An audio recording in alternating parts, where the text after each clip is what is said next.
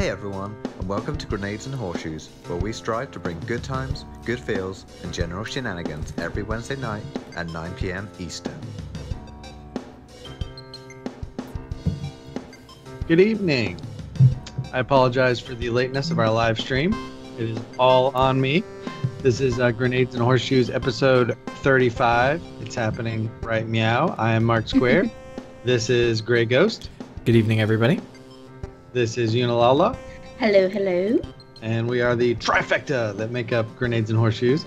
And I'm super happy to be here to talk about games tonight and the future of virtual reality. I'm so excited. There's so much fun stuff happening in gaming right now. But to start off with, on an unrelated note, nothing to do with gaming whatsoever, I want to ask you guys a question. And the question is, I want you to change a single letter in a movie title to make it a new movie. And then I want you to tell me the plot of the new movie. Okay. Yuna, do you want to go first? Do you have yours ready? Sure. Yes, I do have mine ready. And it is one of my favorite movies of all time. This will be The Lord of the Sings, Fellowship of the Sing. Okay. Yes. Oh, so you get Lord of the Rings, except instead of fighting over a ring, it's like American Idol type contest. Oh. And they're battling out. They have a big boy band, the Fellowship of the Sing, and they're fighting against the Eye of Sauron and the Mouth of Sauron with his big old nasty mouth at the end of Return of the King. Yeah. But he's at the top of that tower. They have to sing him to his death. It's Saruman. He's at the top of the tower, and he's got good vocals, and he's got good positioning. Well, there's Sauron, and then there's Saruman. Yeah, Saruman's the guy that stood at the top of the tower, right? He's the wizard. Yeah. So it'd be a musical then, right? Yes. Yeah. Yes, they're on a musical quest with their boy bandness to sing the enemies to death. Yeah, I hate everything about this movie. I would cosplay this. So you're going to cosplay this movie. It's called Lord of the Sing. Lord of the Sing. Return of the Sing. That's what it's called. No, Lord of the Sing, Fellowship of the Sing. Yeah, but the third movie, which should never get made, Return of the Sing. Return of the Sing. What's the middle one called? It was the two singers instead of the two towers. The two towers, yeah. They're singing at each other. Yes. The two tenors. That's what it would be called. The two tenors. That works. Are you sold yet, Gray? Do you want to watch this with us? The two tenors. I'm sure there's like some fantastic harmonies going on there.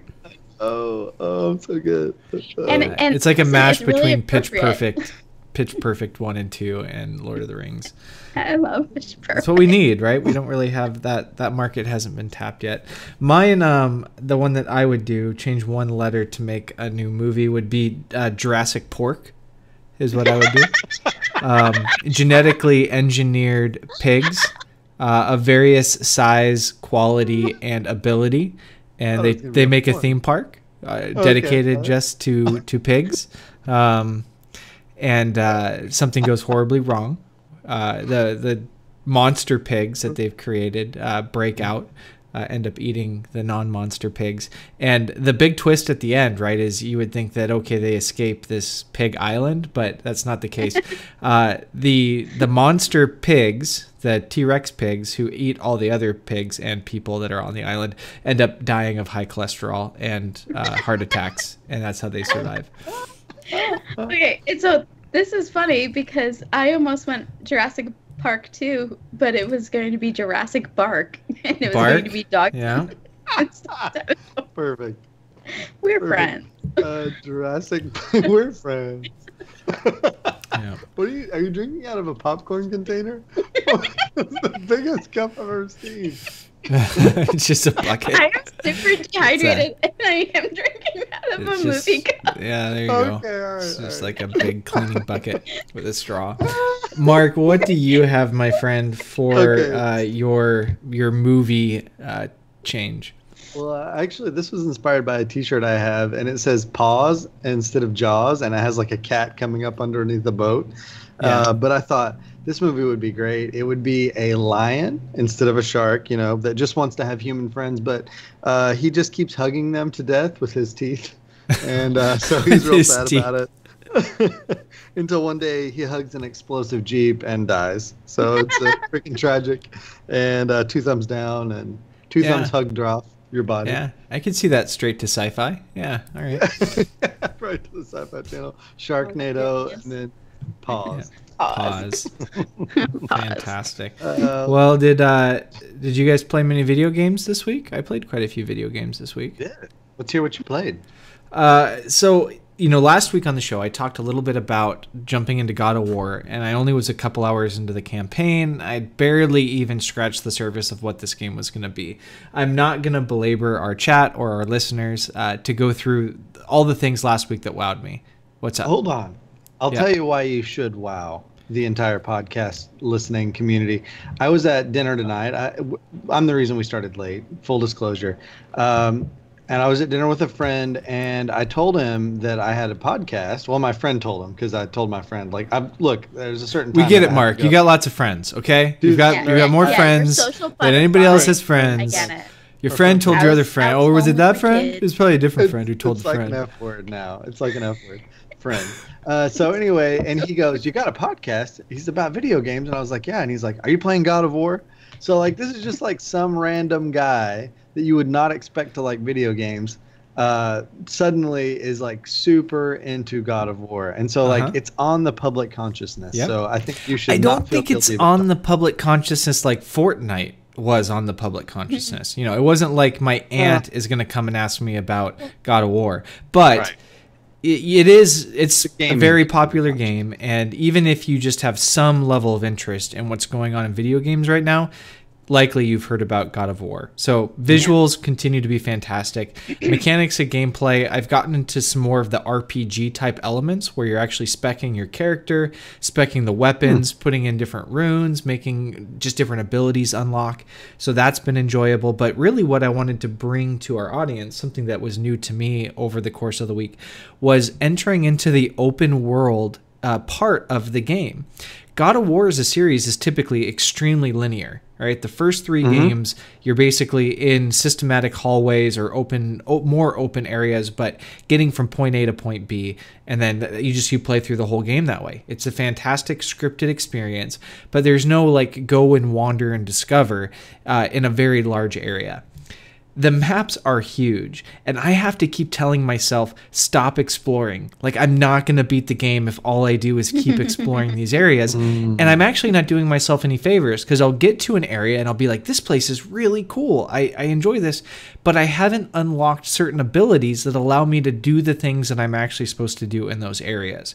So the game is really designed to have you play through the campaign, unlock all those abilities so that when you go and explore those areas, you have what you need to open the chest that I can't open right now and things like that. Kind of like Metroid. Yeah. It locks you out of certain areas until you have a certain arm cannon or whatever that you need to get into that area. Yep. Yeah. So there's definitely that element to it. But as I'm in these environments, I want to explore, which I've played a lot of open world games. It's 50-50 on whether or not a game actually engages me enough to say, yes, I want to go and explore this environment. God of War is 10 out of 10. Yes, it makes you want to go and explore these places.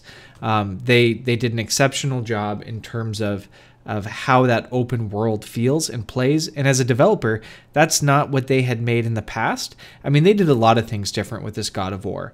And as you just look at change after change for the better, it's just man, Sony Studios, good job. All of these little tweaks and changes, big changes, now you have this open world environment that you can go explore. They executed it to perfection. So I'm very excited about that. And part of me is wondering, are they going to provide a big block of DLC content? Because there's one mechanic in the game which allows you to go to different realms, and a lot of these realms are locked out. And maybe I'm just not far enough into the campaign yet where they unlock these realms, but I'm starting to feel like there's a decent chunk of this game which might still have yet to be released through later content, which also makes me excited. Awesome. So God of War, fantastic, still highly recommended from Gray's book. I played a little bit of Hearthstone this week. We talk about Hearthstone almost every week. Our show has shifted from being a Destiny show to being a general gaming show to being a Hearthstone and general gaming show. Hearthstone is still great. The Monster Hunt is still fantastic. I'm learning more about the game. And Mark and I, for the first time, for me, did the player versus player content where we were competing against one another directly in that cooperative fashion. And I enjoyed that. I think that they executed it very well. It was pretty seamless to challenge somebody to go into the match. I think that they need to do some things for balancing, perhaps. Like one of the things that I noticed, and this is more from playing Magic as well, is you're not really given the opportunity to swap out cards like a sidecar when you're in a round of matches. You basically have to cancel that experience with the player, go and change your deck, and then go hop back in. And it'd be kind of nice if you could set and say, we're going to do 3 rounds, and we allow ourselves a sidecar. You have to stick with the same hero. You're not allowed to change hero, but you can actually change your deck in between rounds. I think that could be one potential improvement on how PvP works in Hearthstone. What do you guys think? Yeah, it would add a huge amount. So like in Magic, your sideboard is considered to be more important a lot of times than your deck, because basically what you're doing is saying with that sideboard, I know the entire meta game, and I'm going to put hate cards against every single deck that is popular in my sideboard. The way that Hearthstone balances out their tournament play, though, is a little bit different. And I'm afraid the more I get into Hearthstone, the more I realize I don't know about it. And then so next week, it's my goal to report on what exactly a Hearthstone tournament is, and how that it is balanced, and how you can, as a player of a Hearthstone game, whether it's on your phone, iPad, a computer, could go from a scrub like I am now to attending Hearthstone tournaments. And grinding up the ladder and getting invites and that kind of thing, and earning like basically what amount to pro points, so that you could attend these events. Because in the past, the way I understand it now, and this could be incorrect, and I think this is the way that I've said it in the past, when you start a Hearthstone tournament, you are able to say to your opponent, you cannot play this or that hero. You are able to ban one hero off of their list, but you have to have every other deck. You have to have basically all heroes put together in a deck, right? So that you can.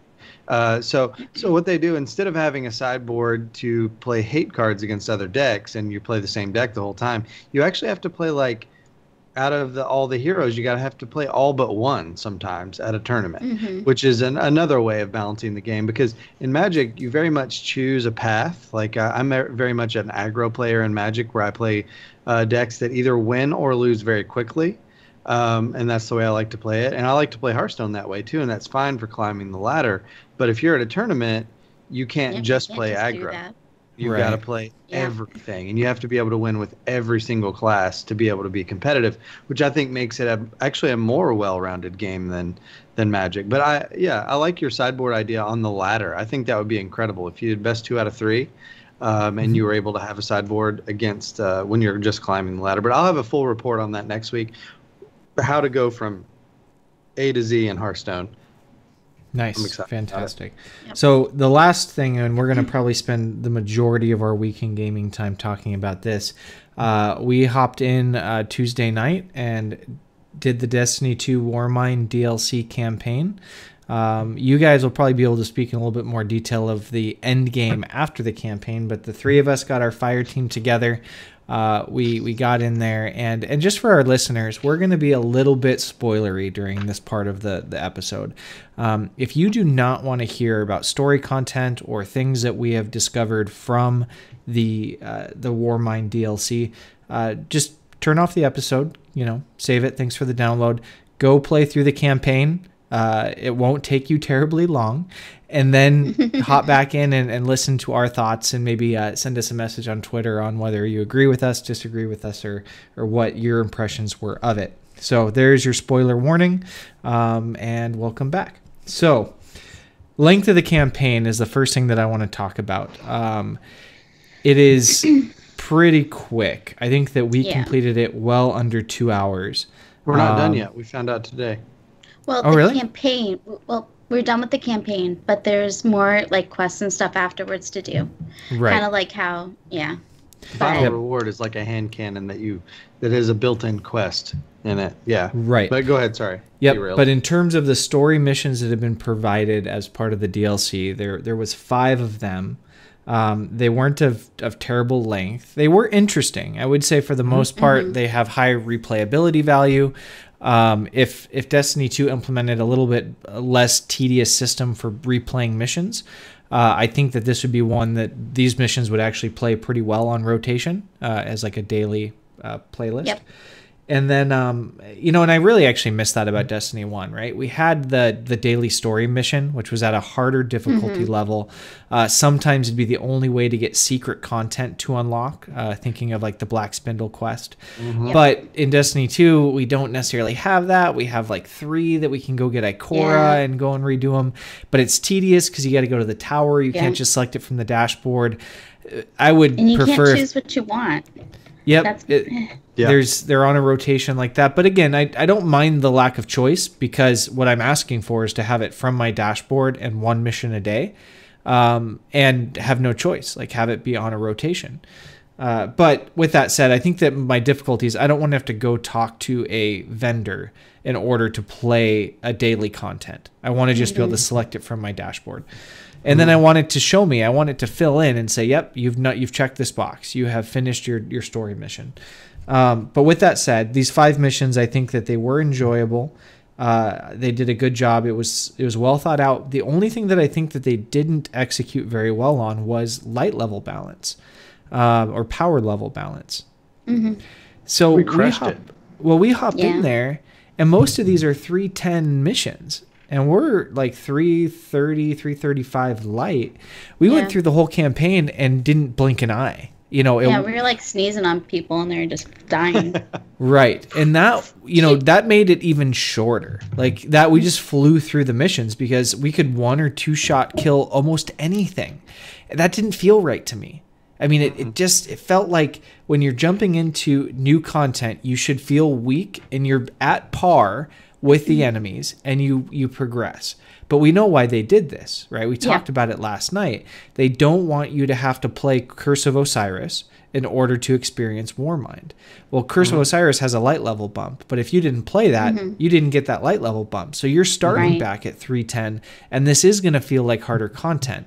So what could they have done to appease us players who are at a higher light level that don't feel, we feel a little shorted from those story missions? Well, I don't know if there's anything they could have done other than, getting into something extremely technical, like having better scaling with light level, making the mob scale. But, something like that, on a technical side, I do know that's incredibly difficult to code. And, just for, 2 hours of a player's experience, was it really worth the man hours to do that?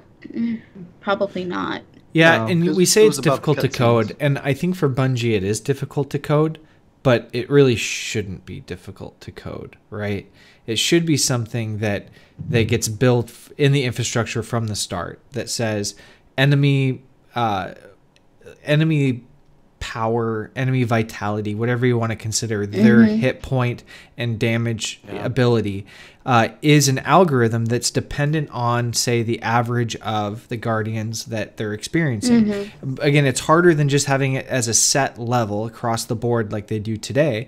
But if you build it from the ground up with that in mind, then it's just an algorithm that runs. Right. So Here's the baseline. It's harder if you're below this baseline, but here's the baseline. Yeah, so I almost chalk that up to maybe just a little bit of poor planning, because I would enjoy the game more if the enemies scaled with my light level. Maybe it's even on a curve, right? So as my light level gets higher and close to max, the difference between the enemy's light level, let's call it, and my light level is greater.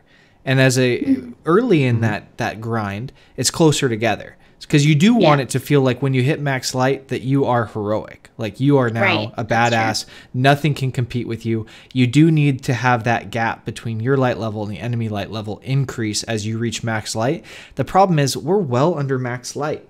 Max Yep, light's we are. 380. We're super under max light. Yeah, we're at 335 and feeling like I felt like I was the end game hero going through the content. And that was just that was one kind of just like little surprise. You know, it made the game shorter.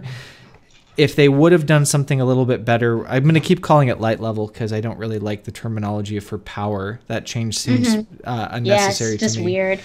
Yeah. So for light level, maybe if we keep doing it, Bungie will eventually cave and start calling it light again. And no one will notice because everyone just calls it light level anyways. Yeah. Yep. Heavy ammo. Yeah. So that was that was some of my initial impressions as we reached the end. Was like, that was fun, but it wasn't enough. But thankfully, we do have a grind. We do have an end game that's attached to this that you guys jumped into today. I still have to go and experience it, but let's talk about it a little bit. The first thing, which none of us have done yet, and probably is setting up to be the best part of this DLC, is the Spire of the Stars raid layer, which launches this Friday at 10 a.m. Pacific Standard Time. In true Bungie fashion, and I thank them for doing this, as they always do, they're being super secretive as far as what the raid layer is going to be. Right. I presume it's going to be very similar as to what they did with Curse of Osiris, and that obviously it has to take place on Leviathan. On the Leviathan. And it may have some kind of a connection to the DLC. Maybe there's some element that brings Rasputin and the Warmind into Leviathan from some perspective, because they did draw the Vex onto Leviathan, and the Vex were a big part of Curse of Osiris. So I'm intrigued. I wonder how they're going to do that. They're going to have to do something, or I anticipate they don't have to, but I anticipate that we are going to be experiencing Hive now on Leviathan. What do you guys think? I'm pretty sure it's going to be an outside raid. Just between the name and just the few screenshots we've been able to see of it, it looks like it's going to be on the outside of the Leviathan, whereas the inside, where the first one was in Leviathan proper, and then the other one was Underbelly, makes sense that it would be on the outside, considering this is going to be the last raid content we're going to get until September. So, So I mean, as far as Forsac goes and Rasputin, I think that would actually be a really good, tie-in, because Rasputin is definitely going to see Callus as an enemy, Right. Yeah. Let's talk bosses. All right. We know it's not going to be Zol, right? Zol is the giant worm god that we killed faster than we could even say his name or learn his name. I just took selfies the whole time. And it's not Noctis. Makes me happy and sad. Right? It's not Noctis because we killed him faster than we could read his name on screen. Oh, Jesus. Right? And those were supposed to be, this is Crota's brother. I know. Listen. He's probably not dead. He's probably in his ascendant realm. But, oh, good God. This DLC does so much good for the lore and everything, and being able to pick up lore stuff and terminals that tell us things.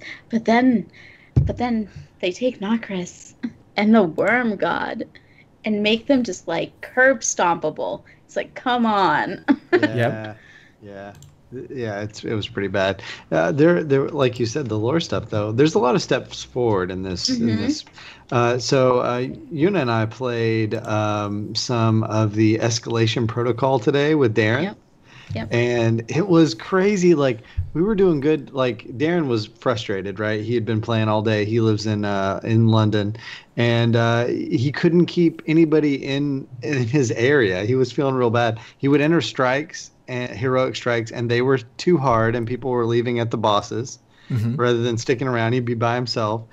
He was trying to do escalation protocol, and everyone would leave the area. No one would help him. Yeah, poor fella. And it's just because everybody's pretty under leveled right now for the. Probably. That's it. Yeah. And this is the thing, right? We've talked about this before. The raid layer should not come out this Friday. It should come out next Friday or the following. Because everyone is only doing what they need to do to get their power level up to be able to compete for world's first on raid layer. That's all anybody's doing. That's true. That's the main push, the main grind right now. So there's another thing though, And we noticed this because we did escalation protocol, and we actually almost got past round 1 with the group that was in there Tuesday night. But when we didn't get past it, was that the 3rd level that we were at when we were? No, that was he that had was 1/3 of his health. Oh Yeah. yeah. The final boss guy for that first round was at 1/3 of his health. The thing though that I was a little disappointed in, there was no reward for participation. And not that I think that Bungie needs to throw in additional rewards for participation. That's not what I'm trying to say. But if they would have given you a chest at the end, which dropped some blues or something to help you get your light level up, then it kind of makes sense to say, well, I want to experience this anyways. I like Horde mode, and there's something in it, even if I can't accomplish it. Yeah. Earlier today, we got the ogre down, and we still didn't get anything. Oh, really? There's no chest if you kill him. We made it to round 2. I mean, we got that wizard about halfway down, but with the ogre, I mean, we killed him twice, and we went everywhere looking for everything, and there was nothing anywhere for us. Wow! So you just gotta. What is it? Is it 5 rounds? What did they say during the stream? I think it was like 7. 8. Yeah, it's a lot. And then they get progressively harder. Right. Yeah. Wow. So we felt like our power level was too low, right? And so it was hard enough. Like the first time we joined Darren on the planet, and we're fighting this ogre. We don't even come. I mean, we get them down to like the same, about 1/3, and we're like that wasn't even close. So then we're like, what can we do though, right? Yeah. And this is what's good about it, right? The challenge level is high enough that we're actually between the 3 of us strategizing. What can we do? Yuna stayed on her hunter with Night Stalker, and she was a Night Stalker, Shadow Shot. And I had my Orcus rig on, so for ad control, I switched to the Celestial Nighthawk and a Hunter Gunslinger, so that and we kind of stayed in the area and made orbs. Heavy would drop. We left it all on the ground, and then like, oh my God, stay alive! Like, don't die and let all this stuff despawn, right? Sure. And then if you notice that first encounter for that, there is a relic that drops, and it's a sword. And when you pick that sword up, though, your super bar empties. And it's because interesting. When you step on an orb with that relic, that sword, that just like the sword that you had at Crota back in Destiny 1, it fills up your super bar, and then you can super with your sword, right? You hit the super button, and it like smashes down, sends out a wave of energy, which is great. But if you're the one that's got the Nighthawk and you're supposed to like save your orbs, it's not necessarily a good plan. So the reason I'm telling all this stuff, this may be boring for you guys, but the reason I'm saying it is it's difficult enough that you need to strategize to be able to get past things, right? Right. So we threw everything at that round 1 boss, and that being said, I'm like at 342 power level. Are you about the same? 343 now. Yeah. Yeah, 343 by the end of the day. I think Darren was probably 345, somewhere in that range, and we had 2 other guardians that were blueberries that were there with us that were roughly the same. And so we got past that ogre that first time, right? And then it says you have 1 minute to initiate the next phase. Yeah, and we're scrambling. You have to find it. Yeah, we had to find it, and Darren found it. It was like way over on the other side of the map. He hit that, but then the problem is, right? We weren't prepared for that at that particular power level. We went in there and we did our best, but like no orbs were saved up. I had 1 Nighthawk to use, and that was it. And so it was so difficult that like I think we got him like halfway down. Yeah. The second like boss for that, but I mean our power level is just not high enough. And my hope is, because we made this statement today. I told Darren, I said, the problem with Destiny is that it is too hard at first when you're not leveled up, and then it's too easy when you are leveled up.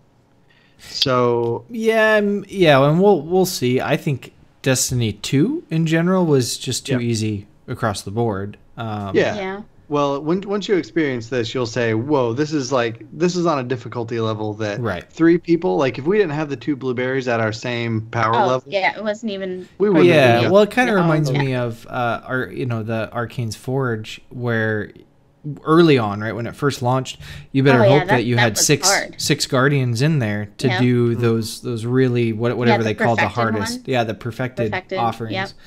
Okay, Right. so let's move on. Rasputin has released to us to use because he likes us and he hates Zavala. His relic weapon called the Valkyrie. What did you guys think of this relic weapon? That's fun to use. Yeah, It reminds me a lot of the axe from the what's it called Iron Wolves. yeah. Yeah. Except Or you the can arc throw it. staff. Hmm? The arc super on the hunter feels kind of like that, except for you can throw When it. it goes into the third person view, right, it kind of feels like you're looking at the Yeah. Arc Strider when they pop their super. I did think it was really cool that you got to throw this staff, and the way that it threw was spear. more like a dart as opposed to like hammers on your Hammer Titan. Yeah. So that performed well. I think my favorite part though was the animation on it. The explosions did this weird like octahedron type Warmind-esque data. It almost looked like a data feed around it as it exploded, and I thought that was a really cool effect. I give them props at Vicarious Visions if it was on their side for coming up with that animation for the Valkyrie and the name. Like Valkyrie is just one of the coolest words in the dictionary. So did we Well, use maybe that for a it'll be word? tomorrow's word Did of we the do a day. word of the day? No. Yeah. That one hasn't been it yet. Valkyrie. I thought we used it. No, I haven't done Valkyrie yet. Yeah. I'll put it on my list. Check your feeds for that one. Okay, so the relic weapon is neat. I hope that it plays a bigger role in some of the end game, and I hope that it plays a role here in the Spire of the Stars, because I don't anticipate, outside of Escalation Protocol, getting a chance to use this very much. Because if we're not going to go back in and play those story missions as daily missions, when are we going to use this? Yeah, escalation protocol only, which you can activate anytime you want. It's funny, all the Destiny releases, like we always look at the story mode and we try to speculate like, oh man, what mechanic from the story mode is going to be used in the raid or the raid layer? Right. And it's always zero. That's Right. the answer. There's not a single one, and it's because it's different teams that make the things, right? But would we be happy if that was the case, if the story mode was the training mode for the raid? Yes. I don't know. Probably. Yeah. Yes. We would? We'd Yes. like that? Yeah. Okay. Yes, I would like to see them tie in together. Not the answer you were looking for, but it's still the truth. Well, I mean, I wanted the truth. You I can't don't handle the know truth. that I would, because like I feel like the raids, and that's why I wish the raids were a week later than they were, right? I think the way that they set it up, if you're not a grinder and somebody that's willing to spend 8 hours a day from when the content comes out to when the raid comes out, it's really like it's favoring the people who are that sweaty over the people who have real lives. And I think that isn't necessarily a great thing. And I know why they do it. They do it because they don't want exploits to be found. They don't want things to be figured out. They want any kind of a bug or like, say, for instance, the Wardcliffe coil thing. What if the Wardcliffe coil ammo glitch had been found before the very first raid run? Oh, Well, that would have been terrible. Like that, because not everybody had access to it. The world's first raid layer was already a mess because of that. So I think they Right. do it so that people can't find these loopholes and exploit them and ruin the world's first. I get it. Yeah, I think there's I think that's a minor point. I think that there's a couple other things at play. I think one is it's a marketing ploy to drive buzz about their game. It is. And the quicker that they do that to release, the more likely it'll drive up sales. I think that even though most of the streamers, right, they come out and they say that they're against this, that they would actually like to see that pool spread out, deep down, that's They going to don't be their really. highest ratings are going to be during this grind period as they prepare for it and during that event itself. If that gets drawn out too long, then the likelihood that they are going to be the most popular team to watch or most likely to win team goes down. Because like you said, it's not so much an issue of people having real lives. It's just that people have other priorities. If you're a streamer, that's a big priority in your that's life. your life. You're going to be in this game for 10 to 12 hours True. every day since launch. You're going to be just in the right position for when the raid layer launches.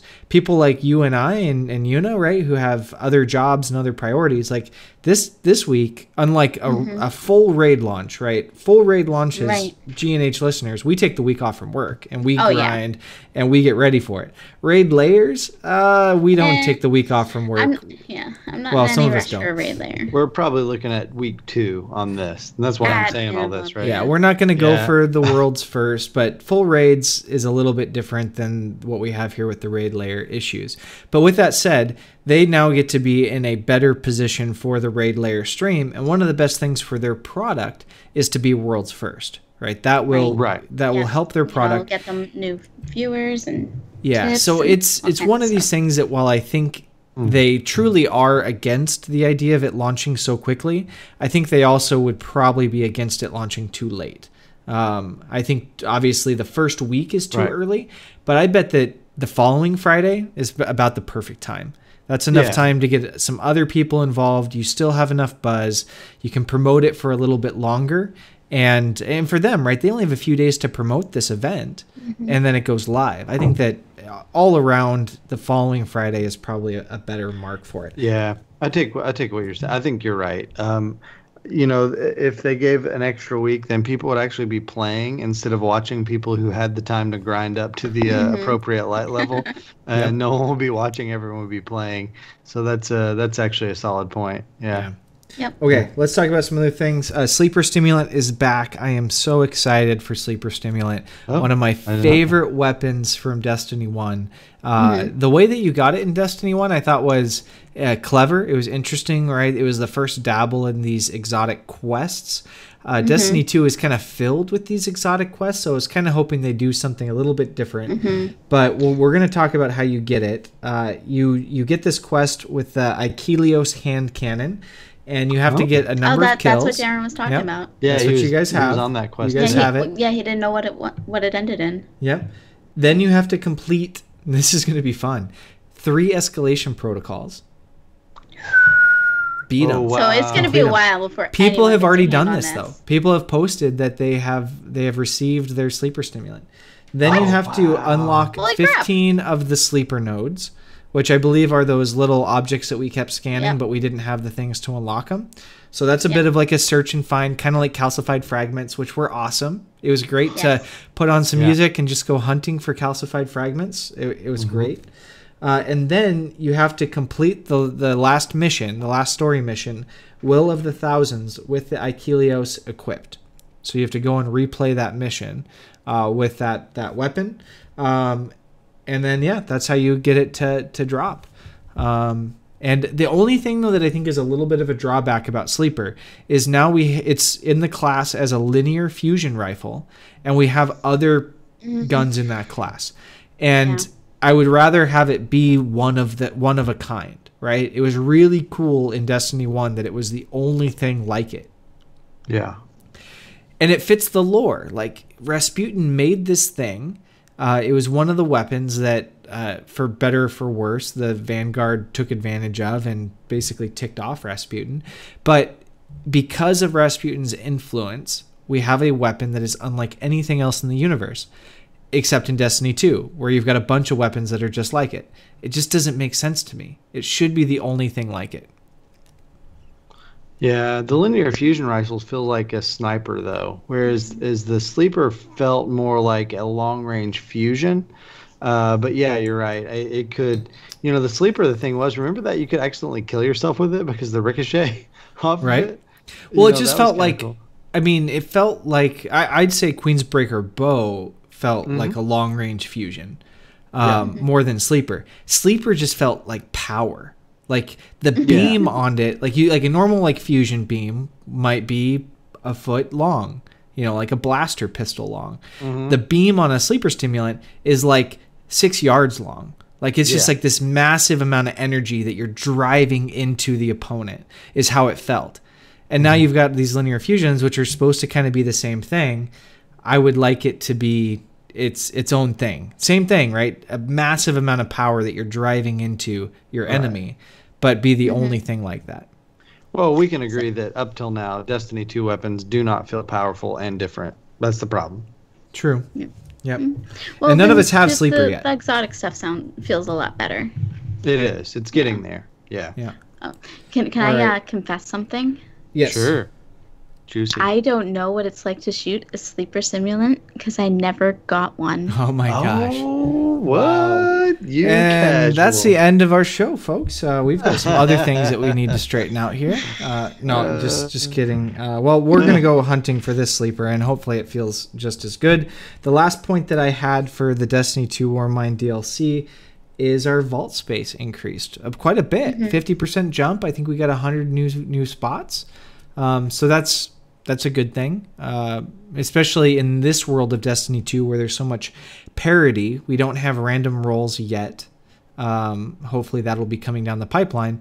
So really with now, what do we have? Are we up to 300 or 250 slots? Somebody at me on Twitter when I'm wrong. And yeah, it's going to be, I think that's enough room for what we have in the offering of the game today.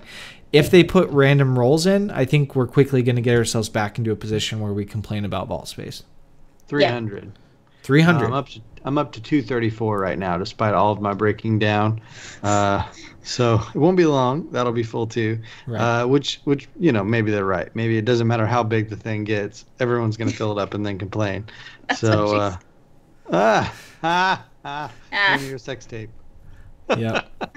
Did you have another confession, Yuna? Oh my god. You guys.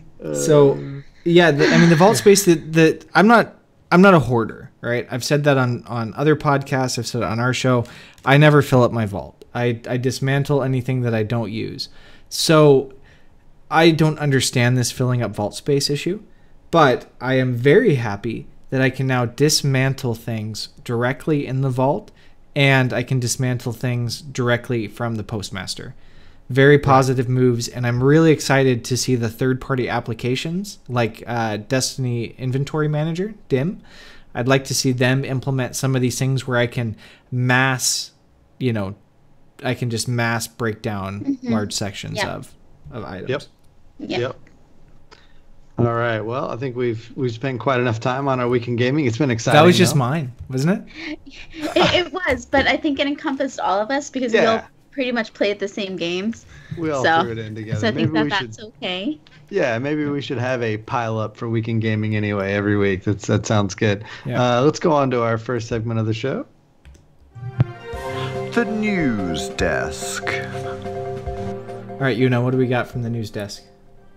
So we're going to start off with something that dropped the same day as our new DLC, and that is Thanos is coming to the land of Fortnite, and man, is it awesome.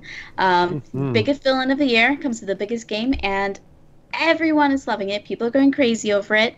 Have you guys played this yet? Because I know that you guys do a little Fortnite, and I don't. I have not. Now, my friend that plays all kinds of Fortnite, he was telling me that there's a separate game mode for it. So if you want to play regular Fortnite without the possibility of running up against indestructible, big metal glove wearing guy, you can just play regular Fortnite. I saw some videos though on Twitter. It is nuts. The guy, he jumps into the air, and then when he puts the gauntlet on, he gets close to the camera and he's like, shing, and then he slams down. It's so good. It's so well done. Yeah, people are making some really fantastic videos of him dancing and putting him on weird backgrounds and things like that. It's pretty fantastic. Yeah. So a couple thoughts here on this, and I haven't jumped into Fortnite. It wasn't in my weekend gaming because I've had other games that I've been trying to play through, but I do want to experience this before it leaves. A couple things though that I just want to say about it. Epic Games, the developer of Fortnite, how smart are they? This is a living, breathing world. We just had a massive crater destroy Dusty Depot. They put in some weird gravity stuff around there, so everybody's checking that out. And then they know that this movie's coming out, and they do a tie-in and a game mode to celebrate the Avengers movie coming out. Yeah. And they had to have this contractual with Marvel Cinematic Studios, get that all figured out beforehand. They were able to come up with a deal to bring this into the game. They had to program all that. Yeah. What? Mm-hmm. Yeah. it executed perfectly because it also created a new experience for players. Because now what you have is not necessarily people, every man for himself, 100 people on the map, that's still there. But everybody is going to this one location. They're trying to get to where Thanos, the power up to become Thanos is going to drop. And once you get there, it isn't necessarily like kill everybody as you try to get it. It's more like hold tight, see if you're the one who gets it. And if you're not, you're going to need allies because this guy is going to be super powerful. And you're going to have to all take them down together. So now it's like this collaborative part of the game until you finish that and you've killed Thanos. And now you just turn on one another and now it's every man for himself again. Talk about a new dynamic in Fortnite. So you're roping in a movie, this whole cultural celebration around the world, around the Avengers, a video game that's top of the charts right now, and a new experience in the game. I mean, how can they be hitting on all these cylinders all the time? It's crazy. I know. Whoever's in charge there, like, bravo. Like, and the team. You deserve every bonus you get. The team. So, like, we're a variety gaming show now, but like, we got our start in the Destiny community, and we waited for Thorn to be nerfed for like 8 months.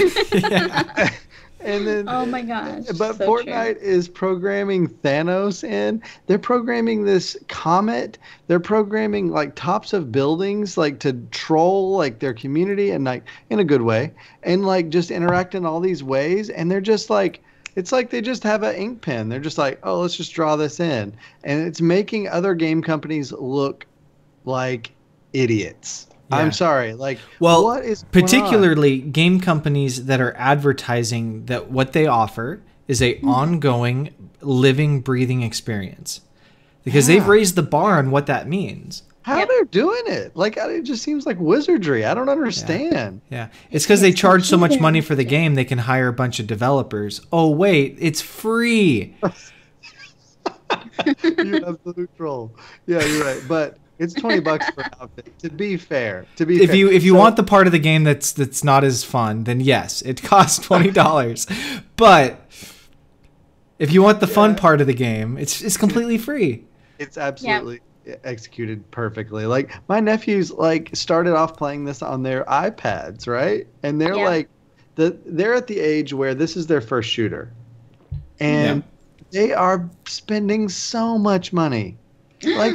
Ridiculous amounts of money on outfits and stuff for the game because they're so excited about it. And it's like, you know what? It's a good deal for them too because they're that excited and happy about it. You know what I mean? Like they're happy to spend their allowance on. Well, they were definitely Uncle Mark's nephews. I know, yeah. Well, I mean, and my hope is that when things like this happen that really do revolutionize the gaming industry, and there's been, just a few times that you think about, oh, this really revolutionized the gaming industry. Fortnite's on the cusp of being part of that list. 20 years from now, we're going to talk about what this game did for the gaming industry, but it's going to raise everybody up, right? The standard comes up. What consumers demand out of their game is going to change, and developers will either succeed by meeting those new expectations, or they'll fail and make room for new blood to fill into the industry.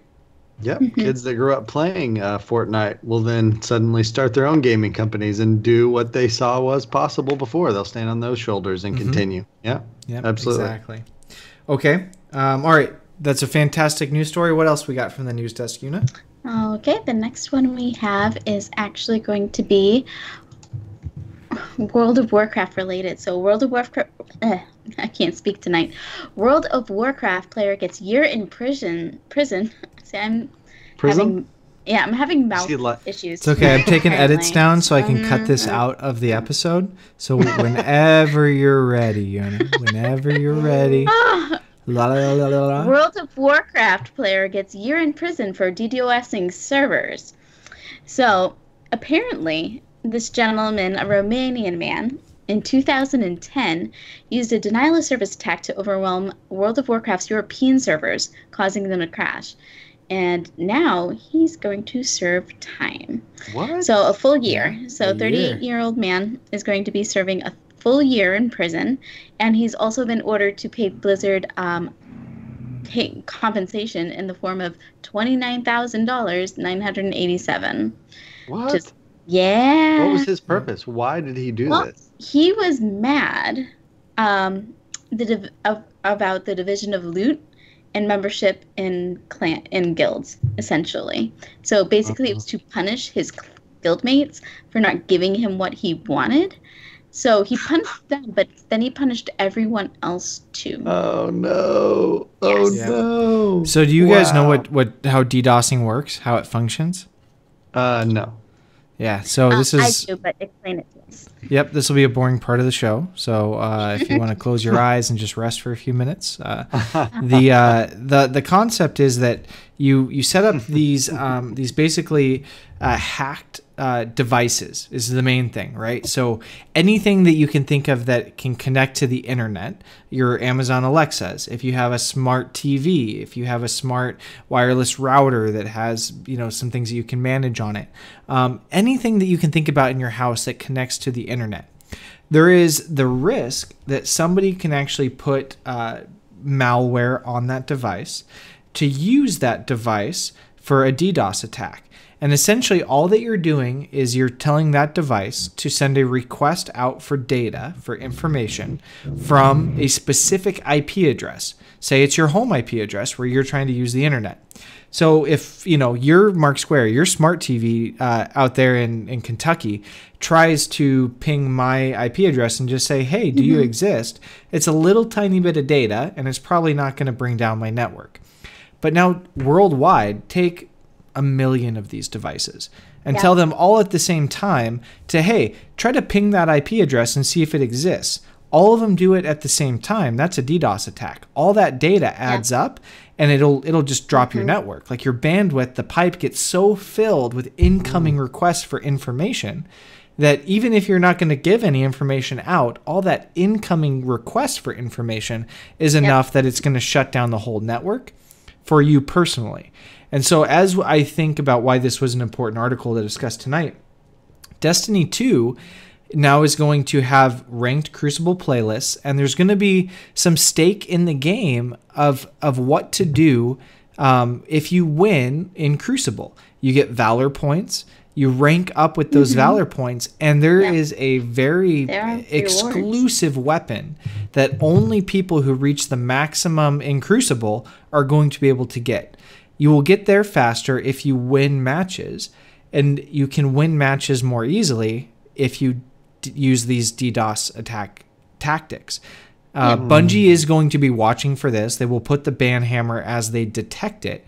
But back when Trials launched, and a lot of Destiny 1 Trials, when people cared about Trials, DDoS attacks were a pretty big deal. It was fairly common. You could go online and be like, oh, for $20 we will DDoS attack your Trials run and guarantee that you will get to the lighthouse. And this would be some independent third party that you just tell them, hey, track my matches and DDoS against my opponents. And they would do that to basically clear the way for you as a free run to get to the lighthouse.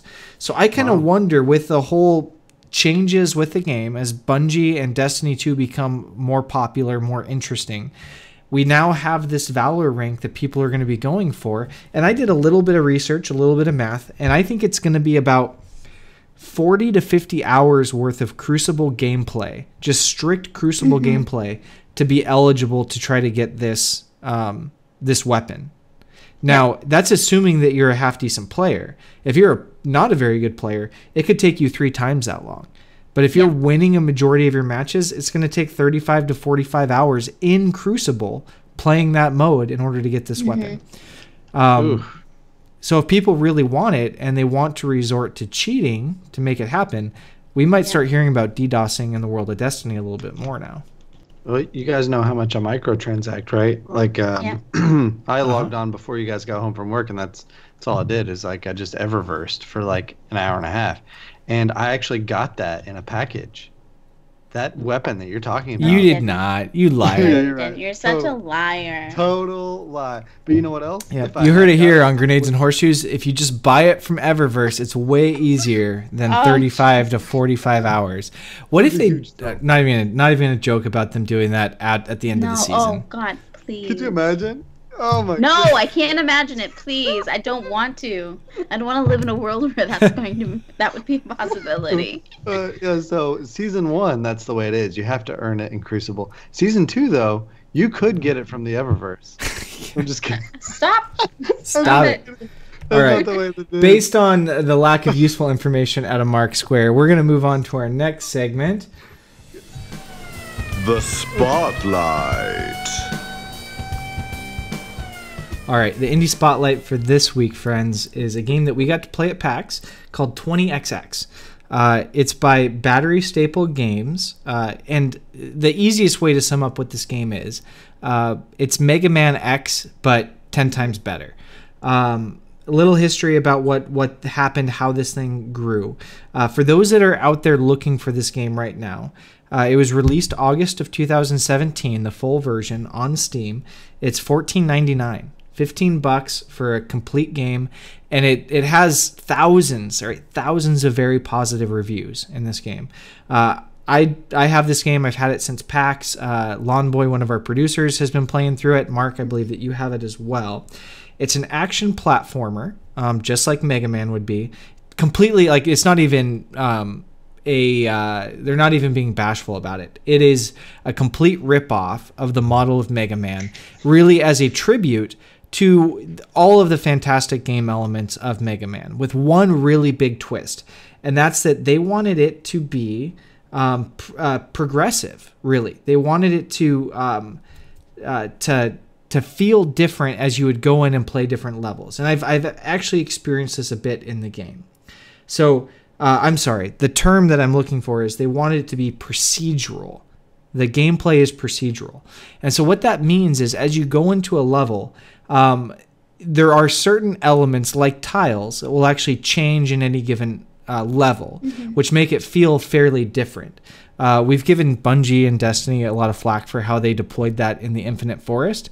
I can say it plays better in a platformer, to be honest. Like in a platformer, the gameplay is simplified enough that putting these elements in different parts of a level does actually change the experience. And it does affect how conservative or aggressive you can be at which part of the levels. All right. Anyway, so it's cooperative, Mark, so you're on board. You can play it with 1 to 2 players, either locally or you can play it online with another person. Fairly seamless experience when you play online with another person. Really, they were going to recreate the feel of Mega Man, but it is also a little bit more living and breathing because they have daily and weekly missions. They have unique rewards that you can get out of those daily and weekly missions, and there's leaderboards. So you can see how you're ranking up against other people that are playing the game. One of the best things about the game that I absolutely love is the soundtrack. It's got this kind of like retro MIDI sequence style, but just the music behind it for that 80s, early 90s feel of video game music plays very well. When we were at PAX, we spoke with their artist, Zach Urtez, and first of all, like his artwork is very clean. It fits the Mega Man mold, and I wouldn't say that it's overly complex, but it's executed very well. It's an enjoyable game to look at as a 2D platformer. It's a little cartoony, certainly. They're not going for realism, but it's not distracting either. So for one guy who did all the artwork for this game, kudos to him. That's a passion project. The developers were founded in 2013, July of 2013. It's 4 people made this game, right? Whenever I see a small indie studio execute and release a full version game like this, it's got a full soundtrack, it's got good artwork, the gameplay and mechanics are fairly fluid, and it's something that you enjoy playing if you're a fan of that genre. If you like Mega Man, hey, that's 4 guys put this thing together. And when we were at PAX and we were talking to him, Yuna, I don't know if you were there, but Manny, Lomboy, and I, we were there talking to him and playing it. I was there. Yeah, he was telling us that when they launched their first initial development cycle, right around that same time was when Mighty Number 9 hit their Kickstarter. Are you guys familiar with Mighty Number 9? I am not. Nothing. Mighty Number 9 was a Mega Man clone game that got a ton of press. It like reached its Kickstarter goals in like the first few days of launching, and it overpromised and underdelivered. And but they were like, he told us, they were like, well, this sucks. We kind of missed the bandwagon. If we would have gone about our funding differently, we could have been Mighty Number 9. We started before them, and we could have had the backing that they had to create this product.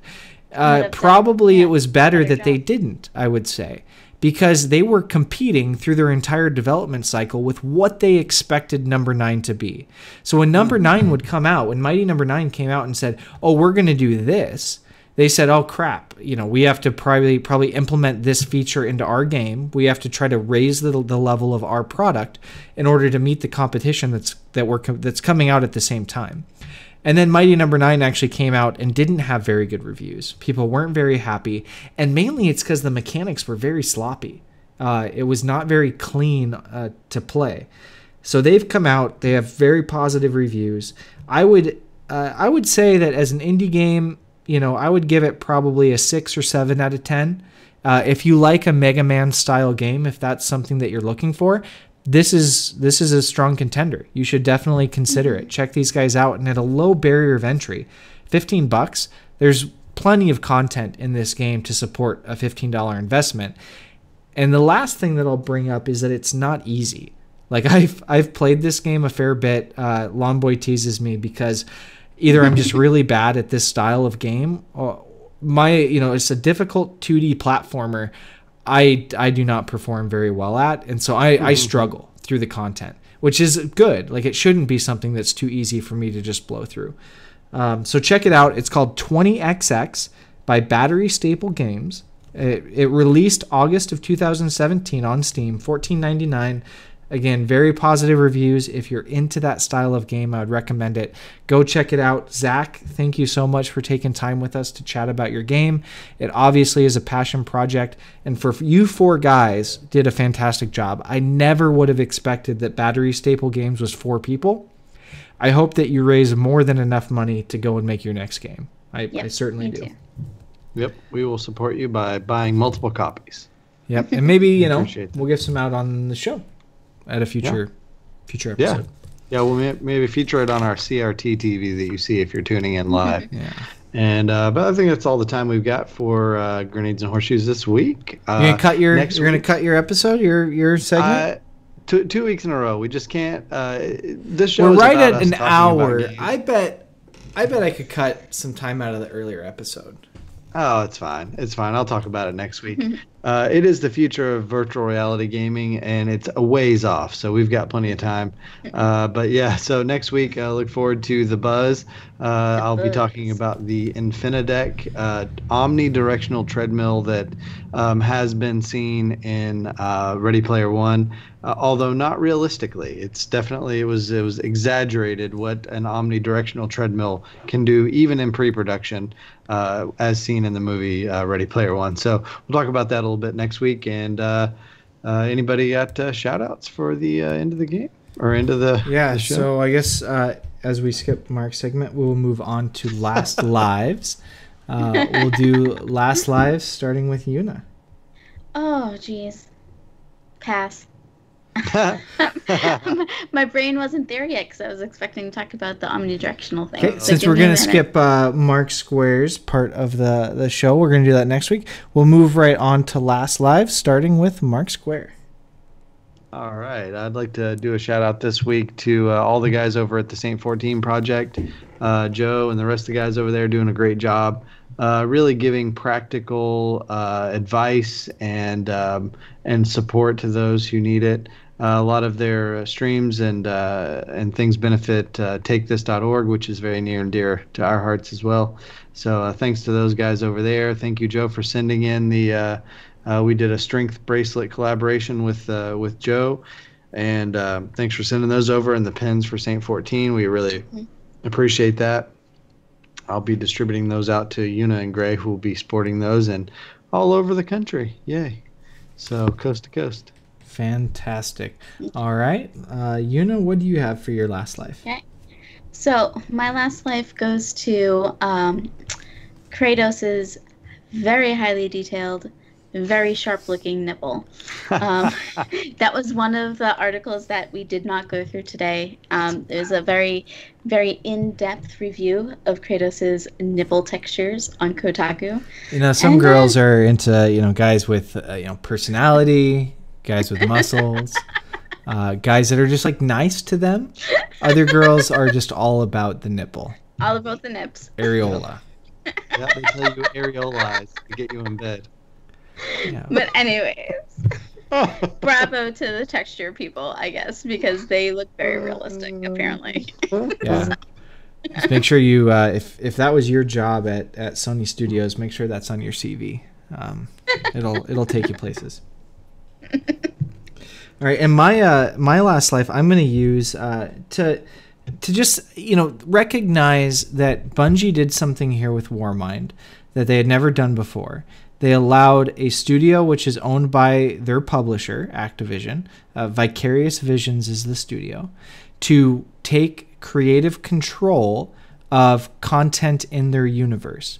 And I wouldn't say that it was a negative experience. I would say that there was a lot of positive, there was some drawbacks, but just thinking about collaboration and thinking about utilizing resources outside your own company, it takes a lot of courage to give up some of that control. And I'm glad to see Bungie go this direction with a studio like Vicarious Visions. And I'm curious to see how when they pull in other third parties to help them create this living, breathing, ongoing world, to see how that fleshes out. We sit here and we go, Bungie hasn't done the best job making this world feel like it's ever changing, ever living, breathable, different. So maybe pulling in these three parties is the right answer. You can get third parties involved, other studios that will help you along the way. And Bungie taking this first step to do so with Vicarious Visions, I think is a step in the right direction. So I'd like to recognize them and Vicarious Visions for their good work in doing so. That will wrap up this episode of Grenades and Horseshoes. We thank you for coming out tonight and hanging out with us in the chat. We will see you next week at Wednesday at 9:30 Central. You can follow us throughout the week on Twitter. Eastern. What? Eastern? 9:30 Eastern. Oh, gosh. Let me cut that out. All right. You can catch us at 9:30 Eastern and follow us throughout the week on Twitter at Grenades and Horseshoes, at GNH Show on Twitter. Anything else? I think that's it. Jelly's going to take us out. Bye. Goodbye. Send your nipple pics to Yuna on Twitter. Thanks everyone for tuning in. If you can't catch the live show, then you can find the replays on the Grenades and Horseshoes YouTube channel. If you'd like to stay connected to the community during the week, you can reach us at our show Twitter handle, at GNH Show, or at our individual handles, at MarkSquare_, at GreyGhost2E, and at Yunalala. We're also open to any ideas you may have or seeing any clips that you would like to send in. Please send the feedback to gnhfeedback@gmail.com. Thanks for tuning in, and we'll see you next week.